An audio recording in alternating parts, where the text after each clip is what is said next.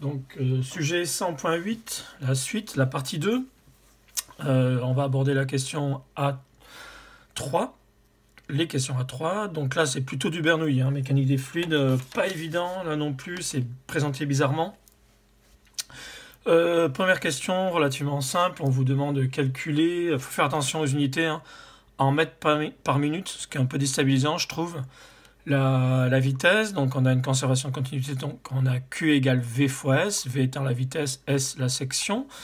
J'obtiens donc V égale le débit divisé par la section, le débit divisé par la section, on me donne le débit, 6,2, on me donne la section, 31 10 moins 4, c'est donné tel quel, il faut faire attention aux unités.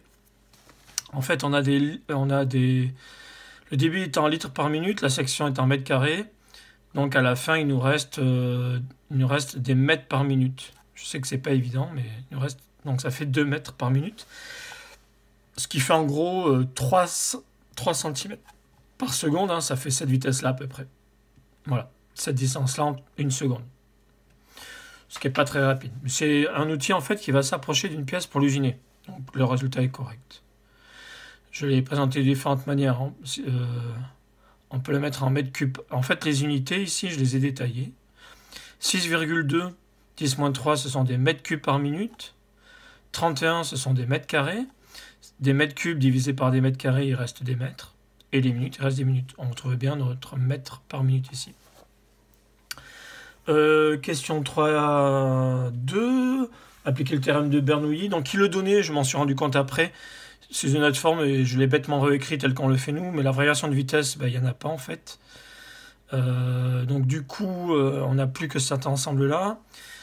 Ici, sur la partie 2, j'ai pas imprimé le schéma avec moi, zut. Entre le point 2 et le point 0, si vous regardez bien sur le schéma, c'est là où il y a le clapet anti-retour, il n'y a pas de pompe. Entre le point 2 et le point 0, il n'y a pas de pompe, donc cette partie-là est égale à 0. Par contre, il y a toujours mes pertes de charge.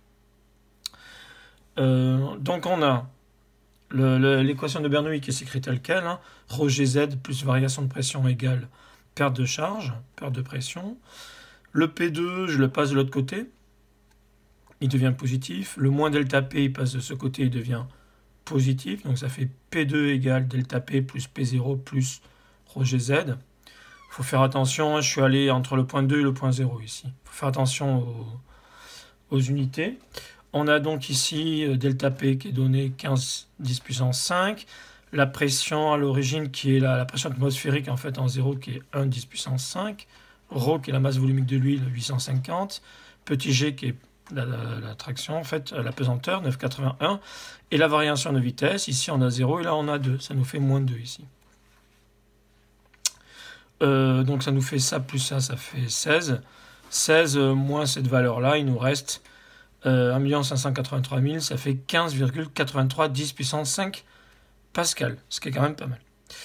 Question A33, donner la relation qui existe entre P1, P2, S1, S2. Donc on a ici, j'ai isolé le piston. On a une force à gauche qui est égale à la force à droite, on va dire. Donc là, je rappelle la formule hein, qu'on a vue il y a longtemps. P égale F sur S. La pression est égale à la force divisée par la section. Ici, on a en valeur absolue, on a pour que ça soit en équilibre, en fait, si on fait le PFS, si on fait le principe fondamental de la statique, on va avoir F1 plus F2 est égal à vecteur nul. Si je remplace avec les signes, on a F1 qui est positif, F2 qui va dans le sens opposé qui est égal à 0. On a la somme des forces qui est égale à 0, le PFS. Donc ça nous fait F1, je passe ça de l'autre côté, F1 égale à F2. De cette équation-là, P égale F sur S, ça me fait F égale PS. La force est égale à la pression fois la surface. Je fais pour chaque côté 1, côté 1, côté 2. J'obtiens donc P1 égale P2 fois S2 divisé par S1. Je remplace par mes valeurs numériques et j'obtiens P1 égale 12,65 pascal. La suite, question A34. Je vais centrer ma feuille. Tac, voilà. Je reprends la formule, hein, donc variation de vitesse, mais ça, c'était pas la peine en fait. Je prends la formule qui me donne. Là, j'ai fait un petit schéma parce que j'ai repris leur schéma. Entre 0 et 1, j'ai la pompe. Hein. J'ai la pompe qui est ici. Donc, je fais une variation entre le point 1 et le point 0. Le fluide, il monte comme ça. Donc, je pars de ce point-là à ce point-là. P1 moins P0 égale ρ GZ1 moins Z0 égale la puissance hydraulique de la pompe divisé par le débit volumique de la pompe moins les paires de charge. Je garde pH de ce côté-là, je passe ça de l'autre côté, ça devient positif. Et le débit ici qui était en dénominateur, je le mets en numérateur ici en facteur. Q facteur de delta plus variation de pression plus ρ GZ variation de hauteur. Bon, la hauteur n'est pas tellement importante, mais on va quand même en tenir compte. Je fais mon application numérique, alors ça a pris plus de place que je ne pensais.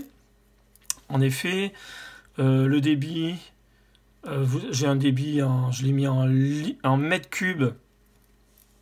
J'ai transformé des litres en mètres cubes et des minutes en secondes. Je l'ai détaillé ici. Q égale 6,2 litres par minute. Donc je fais des litres, je les mets en mètres cubes. Mes minutes, je divise par 60 pour avoir des secondes. Delta P, on me le donne, 12,10 puissance 5. P1, je viens de le calculer, je l'ai calculé tout à l'heure. Tac, c'est la valeur P1 qui est là. Je ne sais plus où j'en suis. P0, c'est la pression atmosphérique. 1,10 puissance 5. Donc j'avais plus de place, hein, désolé, je suis parti ici. Rho GZ, Rho 850, petit G 982 et Z, la hauteur 2 mètres. On a 2 mètres ici, entre le point 1 et le point 0. Je fais mes calculs, j'obtiens en fait 249 et des brouettes. J'arrondis à 250 watts. Question 1, 3.5. On me demande de calculer la puissance utile. Donc je rappelle les formules. Le rendement égale puissance de sortie sur la puissance d'entrée. La puissance de sortie, c'est la puissance des pompes. La puissance d'entrée, c'est la puissance mécanique du moteur. C'est ce qu'ils appellent la puissance utile. Des pompes, il y en a deux. Elles sont équivalentes. Donc c'est 2 fois les mêmes pompes. Puissance d'une pompe fois 2. Voilà, il y a 2 pompes. Ça me donne PU égale la puissance des pompes divisée par le rendement. 250 fois 2 divisé par 0,6. Ça, c'est le 60% qu'on vous donne. J'obtiens 833, qui est inférieur à la puissance nominale qui est donnée dans le sujet, qui est de 1100 watts. En fait, on vous donne 1,1 kW. Donc le moteur est correctement dimensionné. En plus, je l'ai mis ici. La durée de fonctionnement de la pompe, hein, elle est minime. Hein, c'est juste pendant le déplacement, donc c'est de très courte durée. Une fois que le déplacement est fait, il n'y a plus besoin de ça. Donc l'utilisation du moteur est de très courte durée. Donc tout est bien dimensionné. Ça, c'était la partie A3. Et je vais faire une autre vidéo pour la partie B.